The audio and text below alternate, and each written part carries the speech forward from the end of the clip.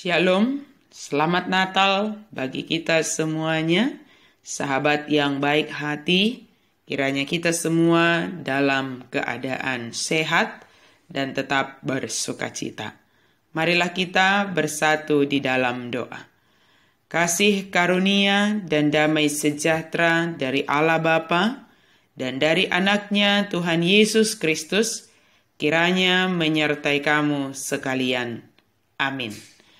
Firman Tuhan bagi kita pada hari ini, Minggu 26 Desember 2021, dari Yohanes 1 ayat 14 sampai 18.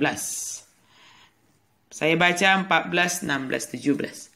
Firman itu telah menjadi manusia dan diam di antara kita, dan kita telah melihat kemuliaannya, yaitu kemuliaan yang diberikan kepadanya sebagai anak tunggal Bapa, penuh kasih karunia dan kebenaran. Karena dari kepenuhannya, kita semua telah menerima kasih karunia demi kasih karunia. Sebab hukum Taurat diberikan oleh Musa, tetapi kasih karunia dan kebenaran datang oleh Yesus Kristus. Firman itu telah menjadi manusia.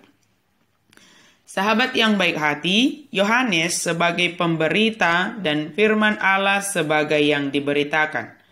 Yohanes juga dikenal sebagai perintis jalan untuk Tuhan Yesus, memberitakan tentang pertobatan untuk mempersiapkan jalan bagi kedatangan Yesus, memberitakan tentang terang yang merupakan firman yang telah menjadi manusia. Dialah saksi yang memberitakan hal tersebut kepada semua orang, dan dengan kesaksian Yohanes, banyak orang yang percaya dan bertobat. Firman itu menjadi manusia, yaitu Yesus Kristus, yang adalah Allah yang menjadi manusia, sebagai cara Allah menyatakan dirinya bagi dunia ini, sehingga dunia atau kita manusia ini dapat mengenalnya dengan baik. Yesus adalah manusia 100% dan Allah 100%. Kehadirannya menjadi manusia tidaklah memperkecil keilahiannya. Yesus datang ke dunia adalah untuk menyatakan kasih karunia untuk dunia ini. Hukum Taurat dan kasih karunia adalah dua aspek dari sifat Allah yang Dia pakai untuk berhubungan dengan manusia. Musa menekankan hukum dan keadilan Allah, sedangkan Yesus Kristus datang untuk menyorot kemurahan, kasih, kesetiaan, dan pengampunan Allah. Dan di dalamnya ada keadilan. Musa hanya bisa menjadi alat Allah memberikan hukum Taurat, sementara Yesus Kristus datang untuk menggenapi hukum Taurat. Sifat dan kehendak Allah dinyatakan dalam hukum Taurat itu. Sekarang, sifat dan kehendak Allah dinyatakan dalam Yesus Kristus. Bukannya datang melalui loh batu, penyataan Allah sekarang datang melalui kehidupan di dalam Yesus Kristus. Ketika kita bisa mengenal Yesus Kristus setiap hari dengan lebih baik, melalui firman-Nya, pemahaman dan pengenalan kita kepada Allah Bapa juga akan semakin lebih baik. Allah berkomunikasi melalui berbagai macam cara sejak perjanjian lama. Biasanya, para nabi disuruh menyampaikan pesan-pesannya, tetapi tidak seorang pun pernah melihat Allah. Yesus adalah Allah sekaligus anak tunggal Bapa. Di dalam Kristus, Allah menyatakan sifat dan hakikatnya secara kasat mata dan dapat diraba. Di dalam Kristus, Allah menjadi manusia yang datang ke dunia. Sahabat yang baik hati, dalam perayaan Natal kita ini dinyatakan kepada kita kasih karunia Allah yang membenarkan kita, dan hanya di dalam Yesus kita dibenarkan dan mengalami pengenalan kepada Yesus Kristus. Oleh karena itu, marilah kita semakin mengenal Dia yang adalah juru selamat dunia.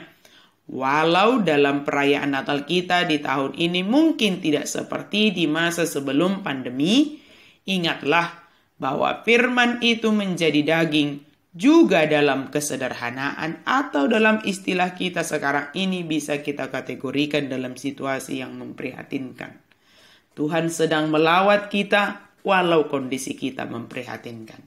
Dia menjadi daging dan diam di antara kita. Itulah hendaknya yang kita renungkan dalam momen Natal ini. Dia turut hadir untuk merasakan keprihatinan kita, kekhawatiran kita, ketakutan kita, bahkan kedukaan kita.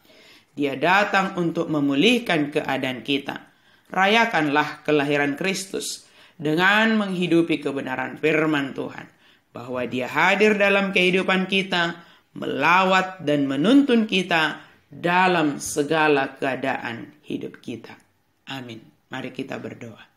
Terima kasih Tuhan, karena Engkau hadir menjadi manusia, sehingga kami mampu mengenal Engkau, karena Engkau mampukan, karena Engkau hadir menjadi manusia. Terlebih Tuhan, Engkau hadir menjadi manusia untuk melawat kami, merasakan apa yang kami rasakan, dan menyatakan kebenaran-Mu. Mampukanlah kami Tuhan untuk boleh hidup di dalam lawatan-Mu, untuk boleh merasakan bahwa Engkau senantiasa hadir dalam hidup kami. Dalam nama Yesus kami berdoa dan bersyukur. Amin.